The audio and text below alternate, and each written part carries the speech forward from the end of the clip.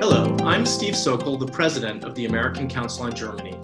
As many of you know, this week Atlantik-Brücke and the ACG were slated to hold our joint annual German-American conference in Washington, D.C. Unfortunately, due to the corona crisis, we were forced to postpone the conference. To fill the void until it's safe to reconvene in person, we are holding a series of discussions with US and German experts via Zoom. On behalf of Atlantik-Brücke and the American Council on Germany, I'm delighted to welcome you all to today's event. With the spread of COVID-19, an unprecedented public health crisis has brought global travel to a halt and slowed international commerce. The current environment was almost unimaginable as recently as 3 months ago. Or should we have seen this coming? To help answer this question, we have a great panel. Please join me in welcoming Boris Ruge, who joined the Foreign Office in 1989.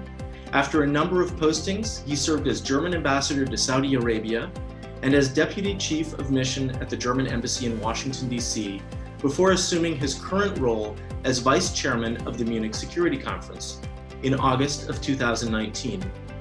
He's a member of Atlantik-Brücke. Boris, thank you for joining us from Berlin. Thanks for having me.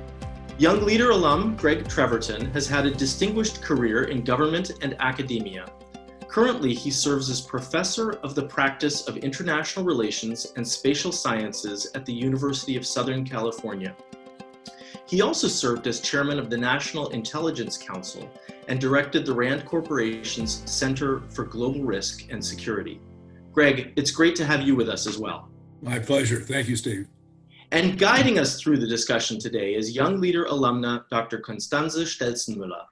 She is the Kissinger Chair on Foreign Policy and International Relations at the Library of Congress and a Senior Fellow at the Center on the United States and Europe at the Brookings Institution. A recovering journalist, Constanze served as the inaugural Robert Bosch Senior Fellow at Brookings, and prior to that as Senior Transatlantic Fellow at the German Marshall Fund of the United States, where she directed the annual Transatlantic Trends Survey. If you would like to pose a question to our speakers, you can use the chat function on Zoom, and I will curate the questions and pass them along as appropriate. And with that, Constanze, it's over to you. Thank you so much for this very kind introduction, Steve. And it's lovely to see Greg and Boris on the screen and to know that all of you are safe and well. That's not nothing in these days. I just have to make one tiny correction. Sadly, I am no longer Kissinger Chair. That was a 6-month sabbatical at the Library of Congress, which was really lovely. The most beautiful office I'd ever had with a view of the Supreme Court. But that ended at the end of March. So just as we were all in lockdown. That's so why it was a huge privilege. Yeah.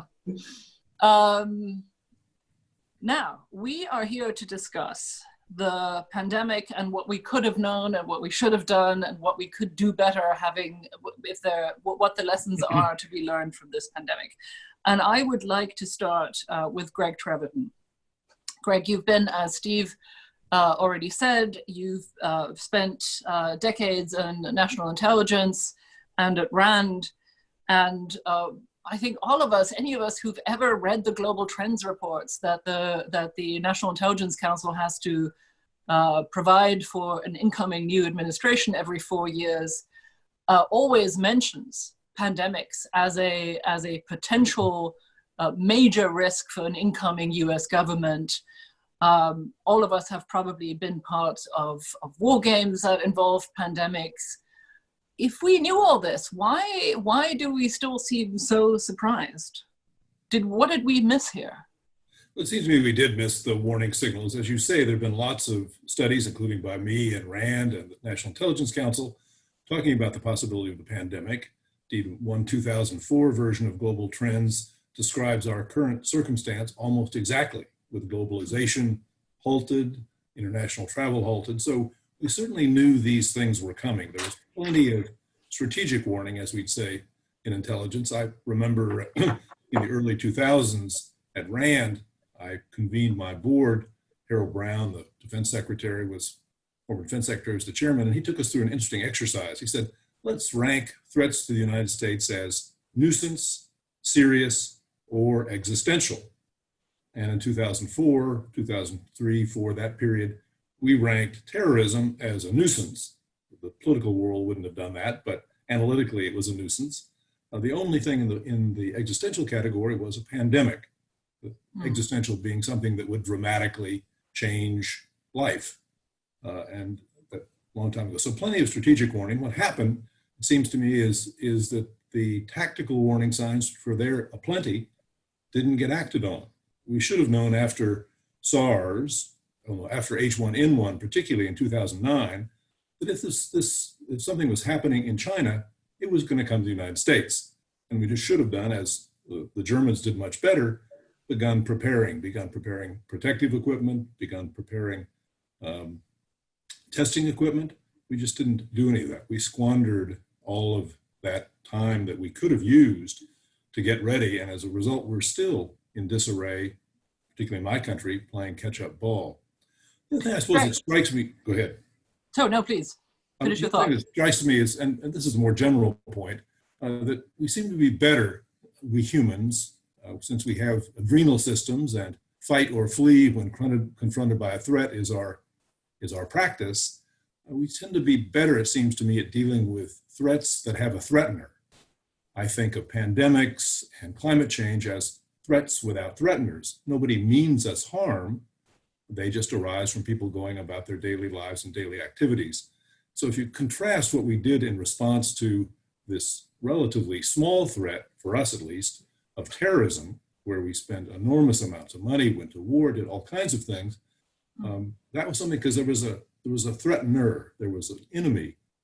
By contrast, these pandemics, it seems to me we tend to deal with them, hope they won't come here, and then forget about them after they've happened. I hope we don't repeat that this time around. Yes, God knows. I think that's a really interesting and useful point, to say that we overfocus on threats with threateners. Still, you've written a book recently about the history of the National Intelligence Council, which appeared was published by the Oxford University Press last year. I would like to push you a little bit on what that, if anything, tells us about the influence of the US intelligence community, which, as we know, has been somewhat under, shall we say, been put into question by this current American administration. Why were people simply not listening to you? Because you made those predictions well before this current administration came into power. I think they weren't listening or weren't paying much attention. There are two things I think there. One is that, this isn't primarily, pandemics is not primarily the intelligence's community business. It's obviously the medical community. And so that there are some seams, I think, between what intelligence is saying and what the real actors, the medical community, CDC and FDA and those American agencies were doing. So that I think was part of the problem. The general challenge of warning is that heeding warning usually costs something, costs money, may have political cost. And so it's hard to get those people that need to act to listen. In this case, we had a president who was not only not listening, he was poo-pooing everything, saying, a couple cases in China, it'll be over in a few days. And in those circumstances, I think it's hard for officials to take things that are risky, to grant permits, to go around rules, to make things quicker when they're not getting support from the top. So this was, it seems to me, a classic case of the people being warned, not wanting to hear the warning. And it's sad because in this case, it wasn't all that expensive. All we needed to do was begin to stockpile protective equipment and testing equipment. So responding immediately, as Germany did much better in my view, wouldn't have been all that expensive. Well, it's become very fashionable to praise Germany for its reactions, and I have to say, I do occasionally wonder whether there isn't a tiny bit of projection in this here, which I think I understand the reasons for that, and I empathize. But still, we're lucky that we have Boris Ruge on the call, who is a seasoned diplomatic professional, but now the deputy director of the Munich Security Conference. Boris, I have here a report to the Bundestag from 2012, on pandemic preparedness and risk analysis. We had those warnings too. Were we really so much better prepared for a pandemic, or were we just lucky? So first, let me just say that it's a real pleasure to be on this ACG Atlantik-Brücke call with you, Constanze, and very nice to see Greg and Steve on the screen. It's obviously Greg has made some very important points, but I'll be happy to add. You're quite right. The 2012 report to the Bundestag has been quoted several times over in the media as evidence of advance warning, and I think rightly so. So if the basic question is, did we miss the warning signals? I think the answer is a resounding yes. And since I'm now with MSC, perhaps it's permissible to say that the MSC started in 2016 to have health security as part of its portfolio in Munich at the flagship conference. And some of you may have read about or seen what Bill Gates had to say at the 2017 Munich Security Conference, where there was a panel on precisely this topic.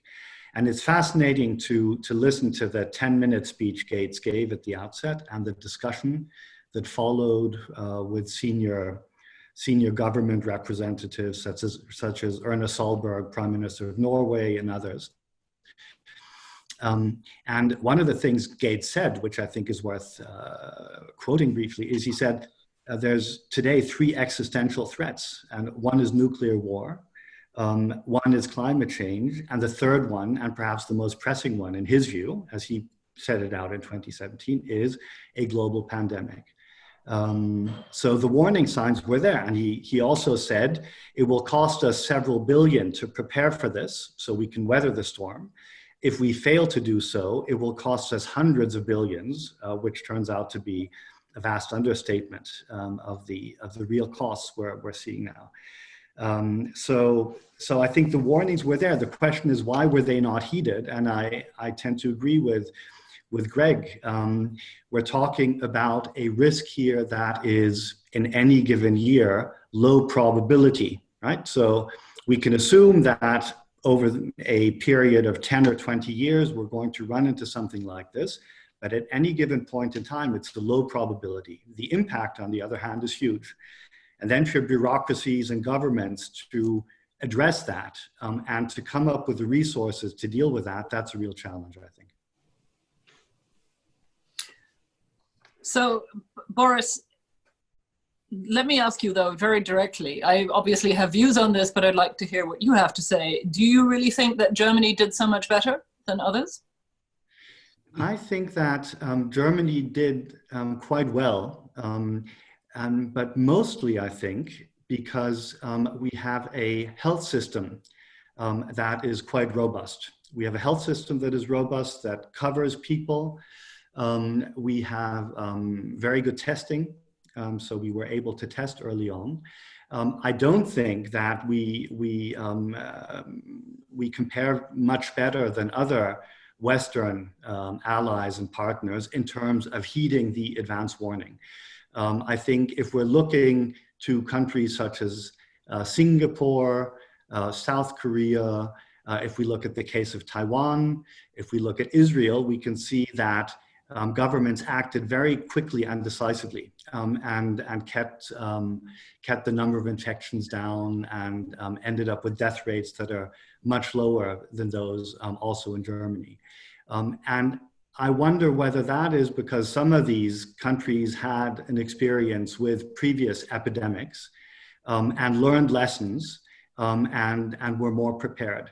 Another category, which I think is interesting and which is sometimes mentioned, but less often, are the countries of Central and Eastern Europe who responded very quickly and have managed to come through this with a very low rate of fatalities. It's an interesting question in the European American context, why countries like Spain or France or Italy that didn't have the special burden we have of having an administration in disarray that wasn't listening, that was dismissing intelligence, they didn't do a lot better than we did It's an interesting question. Why? I suppose it comes back again to the inherent difficulty of getting warning into action, of doing something based on the warning that was there. Well, that brings me to the next set of questions that I wanted to ask both of you. What does this experience across the world tell us about the relative effectiveness of democratic governments versus authoritarian governments in handling this pandemic? What is it that we have learned about our own ordering systems from this pandemic? Let me start with you, Greg. Well, I think there is superficially, it does look like authoritarian governments have some advantages, but I think that's probably more an image than a reality. Because notice countries like Germany, hardly authoritarian, but did one in which scientists were respected, with a leader that was leading, the leader that was a scientist. So I think that's the sense that authoritarian governments find some things easier to do. That's true. Easier for China to lock down Wuhan than it's been for us to lock down New York City or Los Angeles. But I think that's more a superficial impression than a lasting one. It does drive home for us, for all of us, I think, the need to really prepare and to begin to think, how do we do these, if we have to close up again, how do we do it with much more tracking and tracing and much less economic cost? So I think the short run sense is, yes, authoritarian governments look like they find it a little easier. I think in the long run, we'll talk about China perhaps later, but I think in the long run, China isn't going to emerge from this looking like the shining country able to do these things. It was slow, obviously hid the nature of the pandemic for some time, and I think it's going to come out of this not very well. Paradoxically, in the short run, it looks like having started this and unleashed this on the world, then China looked for a time as though it was not only the leader, but also the example. I doubt that sense will persist. Why don't you, I entirely agree with you, but what about, say, Russia, Europe's neighbor? Do you think the same line of argument applies there, the same line of analysis? Russia's been so secretive about this, I think we're not quite sure even how bad the situation is there. And my guess is, it looks like Putin is trying to sort of distance himself from everything. My guess is that's going to wind up being not a success story, unfortunately, either for Russia or for an authoritarian form of government. Yeah, I think the quote here is, "I have all the authority, but no responsibility." That sounds familiar. That sounds altogether, doesn't it? Yes, I mean, I have to say, it's my own, for what it's worth, my own sense is that some of our favorite authoritarian leaders will come out of this much weakened, though possibly not less dangerous to the rest of the world and to their neighbors out of this process. I think that's right. But Boris, and feel free to comment on what Greg said so far, but I would like to ask you whether there isn't anything that democracies have to learn from this experience of managing the pandemic before we start congratulating ourselves and saying, well, you know, the Bolsonaros and the Putins and the Xi Jinpings are going to come out of this badly. I think, if I remember correctly, the Chancellor has said we're only at the end of the beginning with this, of the first pandemic, and we, of course, may see additional waves. What do democracies need to learn, and learn very quickly, from this experience? So I think that we have several examples of democracies that have handled the pandemic very well, very successfully. And then, of course, we have the example of Russia, where the impression is that things are not going in a very good way at all. So I think that's perhaps not the determinant. And I think democracies do have an inbuilt advantage in terms of openness and in terms of forcing response. What is it that we need to learn? I think we are learning things. If we look, we can come to the European Union perhaps a little later in this conversation. The European Union is taking some pretty fundamental decisions on its future. it will come out of this pandemic in a different way. I think there's evidence to suggest now that it will come out stronger than it went in terms of its institutions, in terms of solidarity and these kinds of things.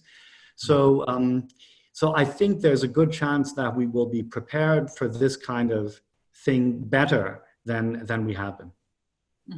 Okay, then let me ask both of you this question. Are you not at all concerned that the fact that most Western democracies have instituted some form or another of emergency rule during the initial stage of the pandemic, and I think may be expected to do so again in the case of a return of further waves, what does that do to Western democracies?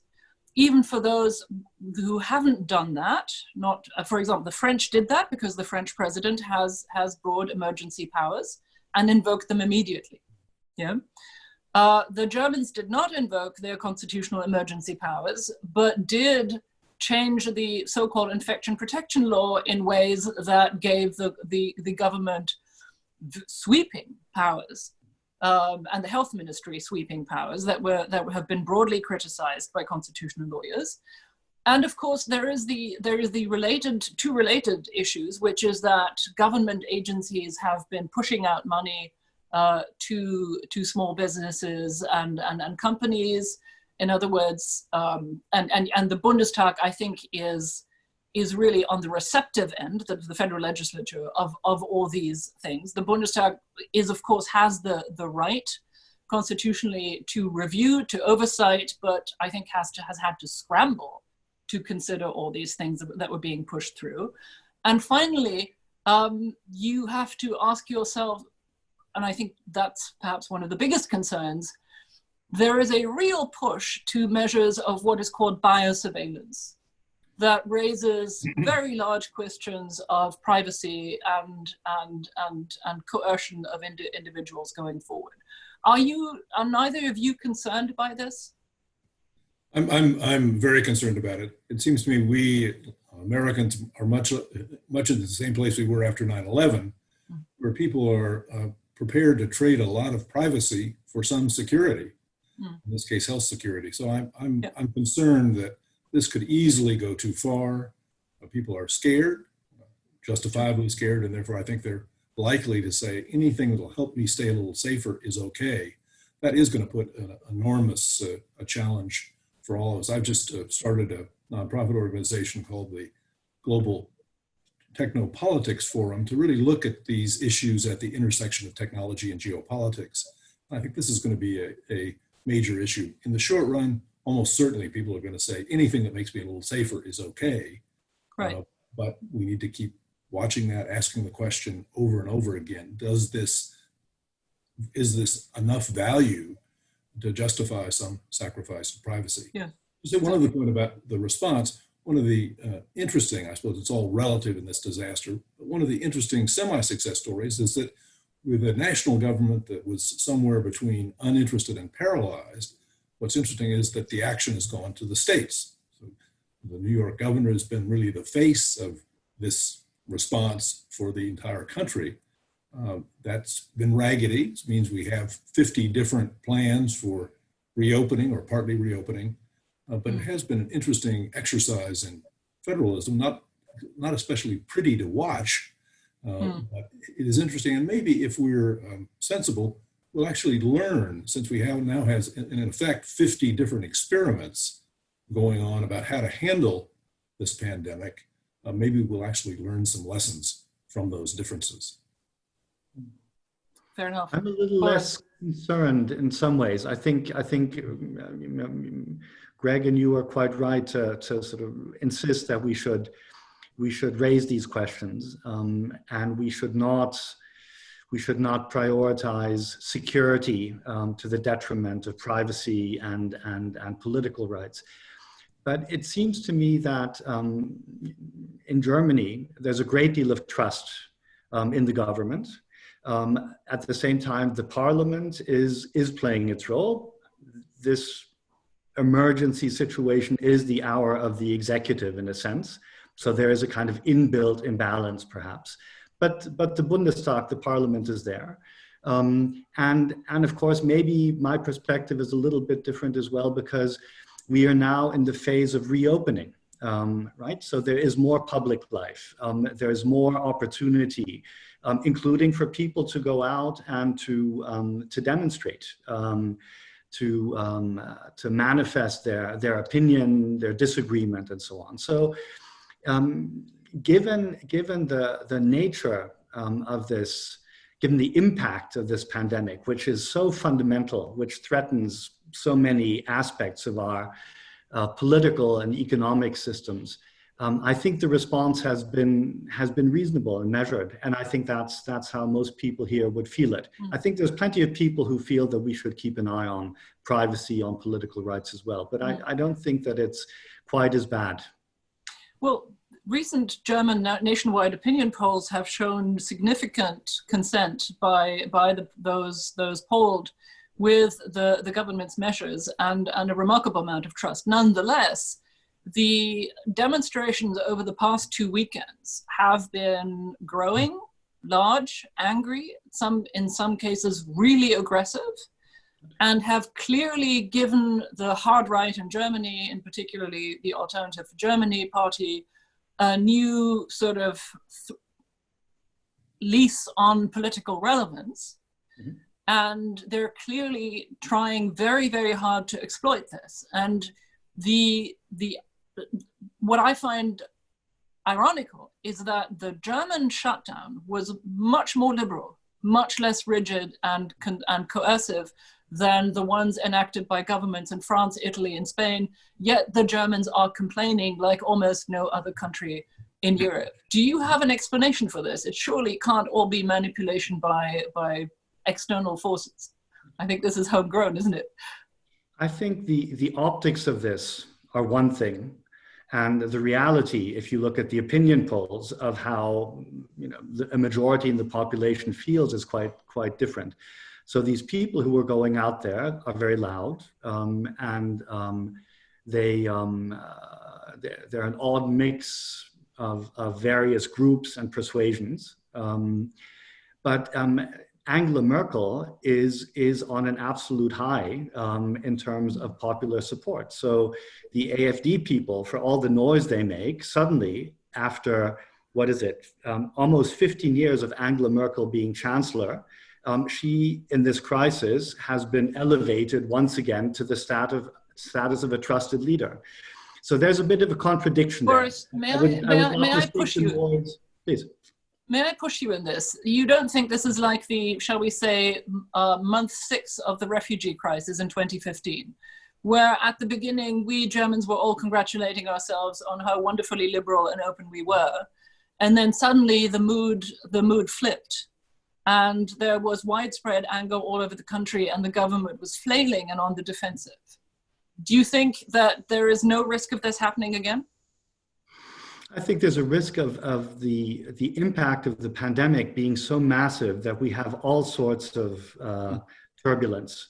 But I don't think it is related to the way the government has handled this. The government, as you know, I think has mobilized financial resources of unheard proportions to address this, right?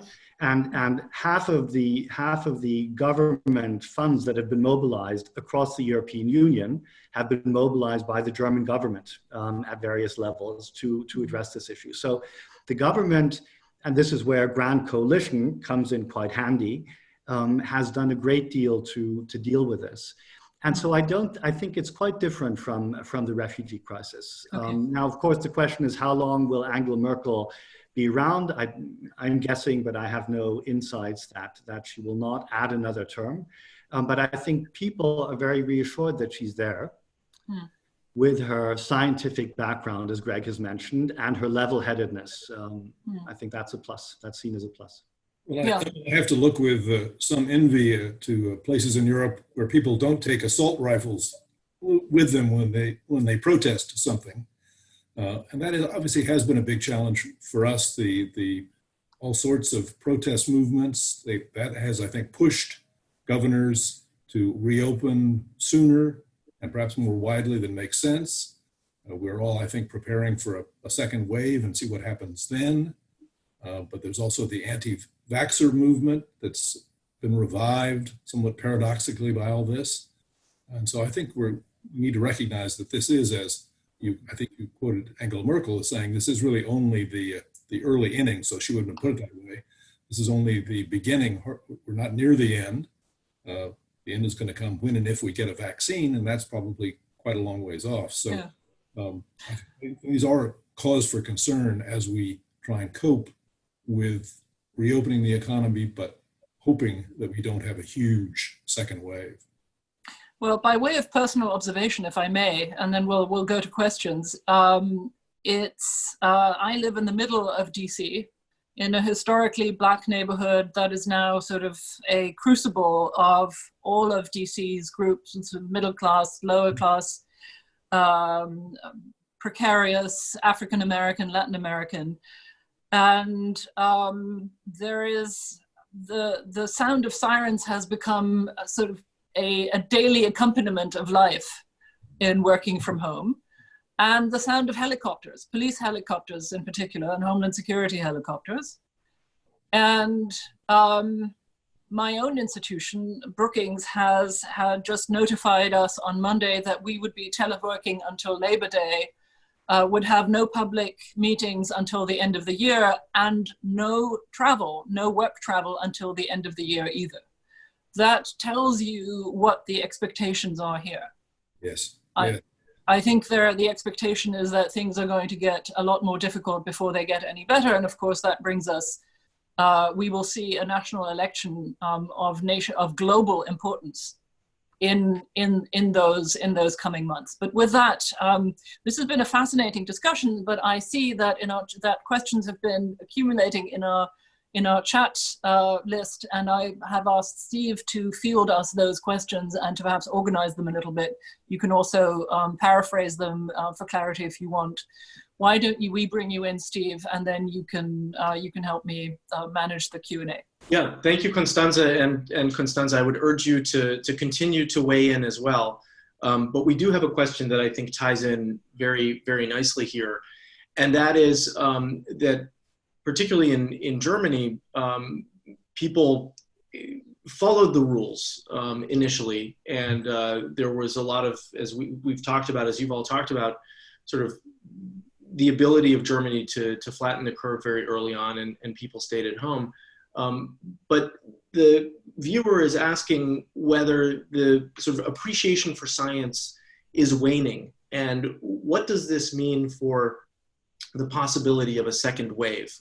Will there be a large-scale willingness of people to go back into a lockdown situation in the future if there's a second wave, or was this more of a one-time event? I guess, Boris, that's more of a question for you to start with, and then we can widen the aperture from there. Sure. So on the premise, we have opened up over the past, I'm trying to guess, 2 weeks or so. I have 2 young children. One of them is back in elementary school 1 day a week. The other one is back in kindergarten 2 or 3 days a week at this point. That's what we're finding out. We at the MSc are back at the office, taking turns going into the office. People are going out, restaurants are open, and so on and so on. And so this is built up. Obviously, we have a similar situation to the US with our 16 federal states, each of which has a somewhat different policy. And in some places, it's been chaotic and people have not respected the rules. Nonetheless, as far as we can see, the numbers of newly infected people have continued to decrease. I think that's the case down to this day. So interestingly, the concerns have not been borne out that this opening up would lead to a backlash. Now that may yet come, we may yet have a second wave and so on. Despite the optics of the demonstrations that we've already discussed, I would say that at the end of the day, with someone like Angela Merkel and a grand coalition running the government, I think if the government were to come out and say, case numbers are going up, fatalities are going up, we're going to have to reintroduce some restrictions, I think people would follow. I mean, Germans, after all, are famous for following orders. And I think, to some extent, to a lesser extent, perhaps we've maintained that quality. So I think people, when they have a government and when they have leaders they trust in this country, they will follow the line. So we Americans are famous for not following leaders, right? Not following rules. Right. For us, it's a very mixed picture. On the one hand, I think the esteem of scientists probably has gone up, as we've seen the disarray on the part of some politicians. On the end, the public opinion polls suggest that people are more concerned about a second wave than they are about the lockdown. All that said, I think it is going to be difficult once we start opening to then close up again if we have to. That's just going to be, I think, very hard. We'll see. But I hope we don't get there. But just as we've seen the pressure to perhaps open sooner and wider than we maybe should have, I worry that it's going to be, if we need to, very difficult to go back to lockdown. There's sort of a sense, I think, that people have had that, yeah, we can do this, but then it's going to be over. Well, it's not going to be over. We know it's not going to be over for a year at least, and maybe it'll be with us forever. So that, I think, will be a real challenge for us if we get to the point where we need to lock back down, close the economy again. That's going to be difficult. Well, Constanze, of course, alluded to the upcoming election in the US, and I think all of us who have been watching the US election have seen two Americans because of political cleavages. Greg, particularly based on what you were just saying, it's almost as if there are two Americas related to COVID-19 and the pandemic, those who want to keep trying to flatten the curve and play it safe, and those that are very worried about the economic implications and want to see a reopening of the country.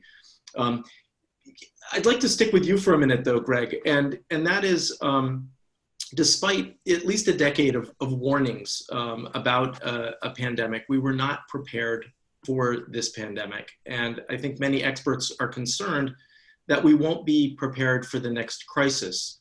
You were talking a little bit earlier about how one goes about turning warnings into action, particularly for the policy community. And I guess I would certainly be interested in hearing, what could we do differently moving forward? Are there any lessons that we've learned from this global pandemic? I hope so. I think there are big lessons, and I just hope we've learned them. Nationally, it seems to me that we need to recognize that our health system has its own distinct problems in any case, but particularly the public health piece of it is not very robust at all. It's been declining. So spending some money on that, recognizing that pandemics are the biggest existential threat out there. I hope that'll be an impression that the body politic has, I hope. So I think the first thing to do is beef up our public health infrastructure. Then there are things we can do by way of putting in place testing procedures, again, improving our stockpiles of protective equipment. Those are things that aren't very expensive that can be done. Harder, I think, interesting question whether there'll be pressure in the United States, as there was after 9/11, to create a Department of Health Security. But in any case, we ought to put in place arrangements so that the public and private sector, so that the public sector agencies coordinate better, and in some ways move across that line between intelligence on the one hand and the medical community on the other, and then especially increase the connections across the public-private divide. What needed to happen in our case in this pandemic was to get those independent laboratories creating tests as fast as they could much, much earlier. So trying to put in place in advance those kinds of arrangements, I think, ought to be just a natural, not that expensive, awkward in some bureaucratic respects, but I think really important. And that lesson ought to go internationally as well. We ought to be beefing up the World Health Organization, not threatening to boycott it. It hasn't done terrifically well in this particular pandemic, but it is at present sort of the only game in town. And again, they're tightening the links between public and private. We have the Gates Foundation spending more on health in Africa than the World Health Organization. So beginning to find ways to make those public and private groups work together, that ought to be a natural internationally. So we've had a couple of questions come in from viewers that have focused on China.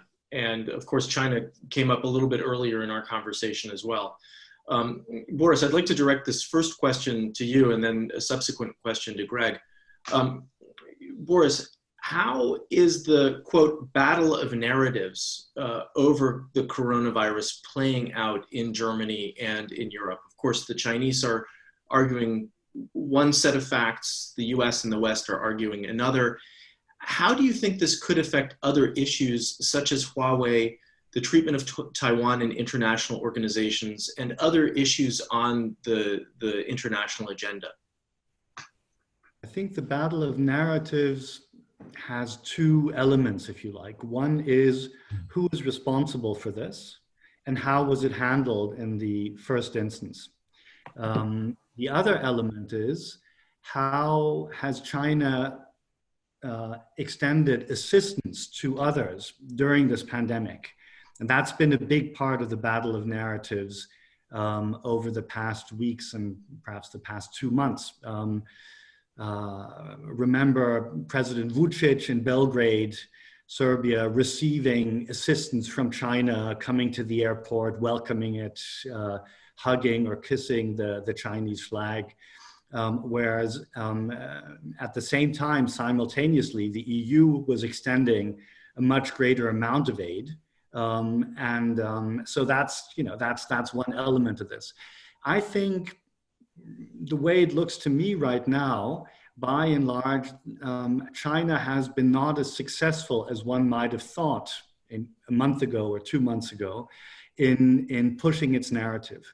And I think certain Chinese diplomats, presumably at the direction of Beijing, have overreached and have been too aggressive and have coupled assistance with governments receiving that assistance, making China-friendly statements of various kinds. And some governments have resisted this, and some governments have actually talked about this happening. So I think I agree with what Greg has said earlier. I don't think that China, certainly in this regard, will come out of this crisis as a big winner. I think they're seen as a country that was not as transparent and forthcoming when the epidemic at that point erupted in Wuhan.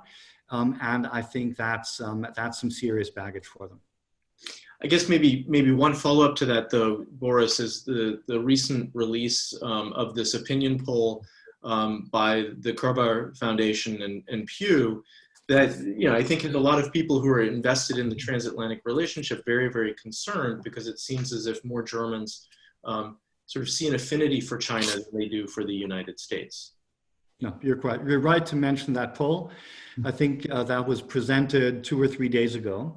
And if I remember correctly, the question is something to the effect, who should be, number one or sort of top partner for Germany. 36% say China and 37% say the US. So the US has a 1-point advantage among the people polled vis-a-vis China. That's pretty shocking to me. And I think we should work very hard. The government ought to work hard, and certainly the Munich Security Conference will also make that point, that the United States of America does remain a close partner, because despite differences that exist on issues with the Trump administration, the US and Germany, or the EU as a whole, remain close partners, and that's how we want to keep it, for good reason. We can make the case quite easily, I think. But the fact, I'm afraid you're right, that points in a more troubling direction. The question is how much of that is due to President Trump and his administration and the way they talk to and about European allies, and how much of that is a successful Chinese effort. Constanze, you had your hand up. I want to let you weigh in as well. Well, I just looked up the numbers, and interestingly, the Americans were asked the same question. Okay. And 44% of American respondents say that close relations with China are more important, and 43% say close relations with Germany. Having managed a poll myself once, I think this is, there's something slightly strange here. But look, I think the truth is that really, these numbers aside, I think the Germans have also become very conscious of just how aggressive and bullying the tone of Chinese diplomacy has become recently. We've all heard the expression of wolf diplomacy.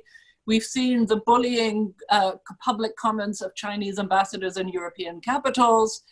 I think that that also hasn't gone down particularly well. And the problem, it seems to me, of being a middle power in an era of great power competition is that you are dealing with major powers who are both your adversaries and your main buyers or your main suppliers of certain of automotive parts and stuff like that. That's the problem we have to manage. But I think nobody at this point can say that they are innocent of the knowledge that the Chinese have been very assertively pursuing dominance in Europe's physical and digital infrastructure. That's a huge issue for us. Yeah, and that's an issue that's going to go away. I agree with Boris very much that China has overplayed its hand, and there is a backlash. Yeah. Exactly. There's also a backlash in those countries that have gotten medical supplies and found they were defective or not what they expected. Yeah. And the numbers, as Boris said, it's be used on a lot more than China has. So there is a backlash, and that's going to have some effect on 5G and Huawei. But European countries find themselves basically dependent on Huawei for 5G. It's not as though the United States has exactly offered attractive alternatives. So I think that tension is going to continue, where on the one hand, skepticism in Europe and elsewhere about Chinese actions, and particularly what China says, but continuing dependence for important parts of economic life on China. What would you say about the narrative? The funny part about the battle of narratives, not funny, I suppose, but the strange is that the United States has been sort of absent, other than blaming China for this and wanting to turn this into an anti-China tirade. We haven't done much. We haven't been cooperative. We've looked incompetent. We haven't looked like a good partner. And in the end, I think people care what a country says, but mostly they care what a country does. And for us, I think the important thing is to keep a focus on what it is we do and not come back to simple slogans about blaming China for all of this. Greg, I'd like to stick with you for just a minute with another viewer question.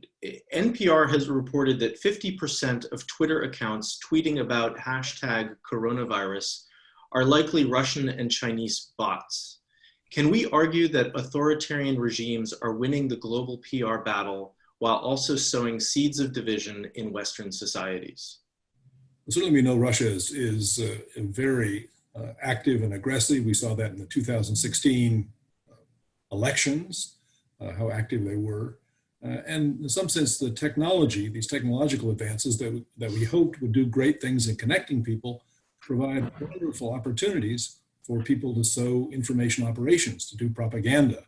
You know, it's doesn't, in the old days, if you wanted to locate a place, an article in somebody else's newspaper, it was difficult and expensive. Now all you have to do is have somebody post it, and bots, probably non-human, retweet it. So it's an attractive technology. I think there is this race between the actions of particularly Russia, but not just Russia, and our ability to spot those, identify them. That'll be a continuing race, puts a lot of pressure on the big tech companies. That's a continuing conversation we're going to have, at least now. Here, my impression is that Europeans are more aware of these activities than we in the United States are. At least we're aware of them. We're alert to them. We know they're happening. Doing something about them is difficult, and doing something about them that doesn't tarnish our democratic values we care about, that's a challenge. But at least there's the awareness that this is there and we need to pay attention. So as we come to a close, I'd like to pose a viewer question to all three of you, and I think each of your opinions and views on this would be very interesting. Constanze had raised the issue that we're facing a historic presidential election this year in the US. And I know that none of you brought your crystal balls, but I will ask you to look into the future a little bit. The viewer writes the following. The Trump administration has done serious damage to the transatlantic relationship. With new great power competition Europe's reluctance to economically decouple from China, and Trump's America First policy. Will the transatlantic relationship after COVID-19 survive a potential second Trump term? I think it'd be very interesting to get each of your thoughts on what the landscape might look like in 2021 and beyond, particularly if President Trump wins a second term in office. Would you want to go first? Who would like to go first? Boris was nodding his head. Okay, well, you know, I think I don't want to make any assumptions about who's going to win this presidential election because, you know, that's an unknown. But I would say, from where I'm sitting, our first order of business is to keep the EU together, right? Because this, again, the impact of this pandemic is such that it has the potential to disrupt and undermine the EU. So I think we're moving in a good direction. And if we think back to the press conference on Monday by President Macron and Chancellor Merkel, that was a very significant step taking the EU forward. Some people said it was the Hamilton moment of the European Union. Certainly was significant. So I think that's number one. Number two, from where I'm sitting, is keeping the transatlantic relationship strong, regardless of who is president. And in that, we know that President Trump has you know, feelings about the European Union that are more on the negative side. He's on the record time and again as seeing the EU as a project, as a something that was created to challenge the US, to undermine the US. Historically, that's quite wrong, I would argue.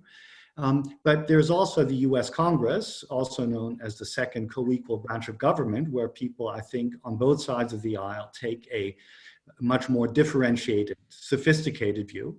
So I think regardless of how this election turns out, we have the chance of maintaining a strong transatlantic relationship. And finally, on the sort of China angle, if we look at Australia and Australia's dependence on China in terms of trade and investment, which is so massive and so much more significant than what the EU has in terms of its relationship with China, it's a demonstration that you can have, you know, this very deep economic relationship with China and nonetheless take tough decisions on something like 5G. So there's no predetermined outcome here, even if there's a great deal of globalization, interconnectedness, and so on. Thank you. Greg, would you like to go next? Sure. From where I sit, 4 more years would be bad, would be hard. 4 more years of sort of diplomacy that's dominated by dollars and cents, and only that would be, I think, terrible in so many respects for America's image in the world. It also comes in talk. We're old enough to know that we've been part of a generation that took transatlantic relations and transatlantic comity for granted. It was a necessity, right? And that generation has passed. The new generation doesn't have that same set of Cold War experiences. I thought when the Cold War ended that I won't have to worry much about NATO anymore. Well, it's interesting that even now, NATO is probably as important as it's ever been for a different set of reasons. So that, I think, is one argument of hope for the future. More generally, I hope we don't have to just recreate the same old flat tire we had before. And so I hope more generally we can think of this terrible disaster as an opportunity. We in the United States don't have to rebuild the same old, very unequal economy that we had before. And internationally, we don't have to fall into sort of binary thinking and think that we have to be anti-Chinese across the board. We've got to cooperate with China, not only for the pandemic, but if humanity is going to have any chance of surviving the climate crisis. So I hope that we can learn some lessons from this terrible disaster and not just fall back to the same old slogans, complacency, inaction we did before. And Constanze. All right, let me make two brief points. One is that I think that this pandemic throws a fairly harsh light on what I would call pre-existing conditions, both of our nation states and of the international orders. And I think one of the lessons has been that democracies have pre-existing conditions too, and that we have taken our own superiority as a system of governance and the consent of the governed granted in ways that we shouldn't have. And I think it's high time to examine this and to address the pre-existing conditions. And I think the pandemic may be an accelerator. Right. Hopefully is an accelerator for us repairing that. My second point on transatlantic relations is I have to say I'm a little less optimistic than either Greg or Boris, because I think that the next American US administration, whoever wins, will be concerned with two things: repairing its own domestic order, which is, I would say, in some disarray, even though there are signs of great vitality and resilience at the state and local level, which is all that is admirable about this country. But there, I think what we have been seen disappearing almost is the sense of national cohesion, of mutual trust, of a national sense of purpose. That, I think, is the greatest tragedy in America that I'm seeing right now. And the next American government will also, I think, be working very hard at addressing the sort of the disarray and the damage wrought in its economic situation. And so I think its bandwidth for international relations and for the transatlantic relationship will be a lot narrower than it has been in the past. And I think that leaves Europe very vulnerable and very exposed. And that's a lesson that we should learn now and not in 6 months. I want to thank you for your openness, all three of you, and for your provocative and insightful comments, sobering that they might be.